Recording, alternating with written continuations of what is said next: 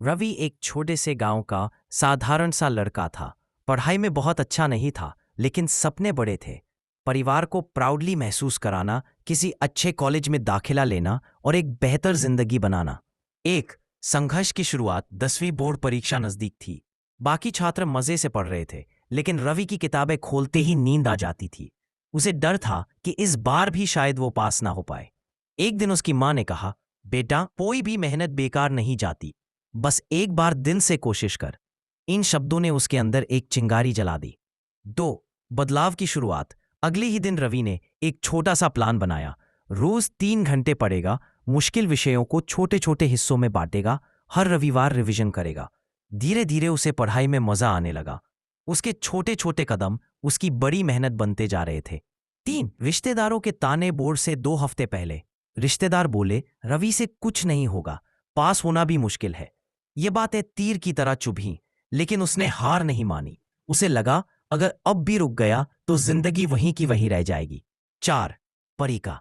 एक छोटे से शहर में रहने वाला लड़का अमन नौकरी की तैयारी कर रहा था। घर की हालत बहुत अच्छी नहीं थी। पिता एक दुकान में काम करते थे और माँ घरों में सिलाई का काम करती थी। अमन का खुद का सपना था, सरकारी नौकरी लेकर घर की जिंदगी बदल दूं। लेकिन सपना जितना बड़ा था, रास्ता उतना ही मुश्किल। एक रोज की दौड़ भाग, फाइलों का पहाड़। अमन पास के दफ्तर में पार्ट टाइम नौकरी करता था। काम क्या था? पुरानी फाइलें संभालना, बांधना और सही जगह पर रखना। हर दिन सुबह वह दफ्तर पहुंचता और उसे ढेर सारी धूल भरी फाइलें सौंप दी जाती। जिस तरह लोग पहाड़ चढ़ते हैं, अमन फाइलों का पहाड़ चढ़ रहा था। फाइलें उठाते उठाते, रजिस्टर पलटते पलटते उसके हाथ थक जाते, लेकिन मन नहीं हारता था। क्यों? क्योंकि हर फाइल उठाते समय वह खुद से कहता, एक दिन मैं इन फाइलों की दुनिया से निकलकर ऑफिस की कुर्सी पर बैठूंगा। 2 थकान और संघर्ष, लेकिन हिम्मत जिंदा। दफ्तर का काम करके जब वह घर लौटता तो पढ़ने की बारी आती। कई बार नींद आंखों पर हावी हो जाती, किताबें धुंधली दिखने लगती। माँ कहती, बेटा। फेल से पास तक प्रेरणादायक कहानी। राहुल नाम का एक लड़का था। वह एक छोटे से गांव में रहता था। पढ़ाई में उसकी कभी भी ज्यादा दिलचस्पी नहीं थी। क्लास में बैठ तो जाता था, लेकिन दिमाग कहीं और ही घूमता रहता। नतीजा यह हुआ कि वह कई बार फेल होता रहा।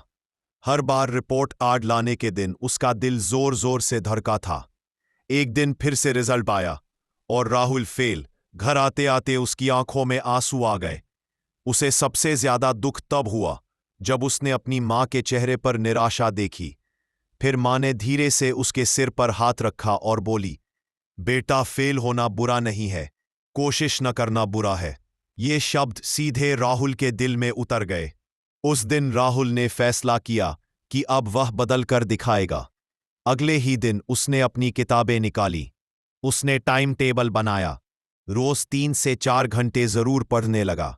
जब भी कोई चैप्टर मुश्किल लगता, वह छोड़ता नहीं था, बल्कि दोबारा पढ़ता, समझता और जरूरत पड़ने पर टीचर से पूछ लेता।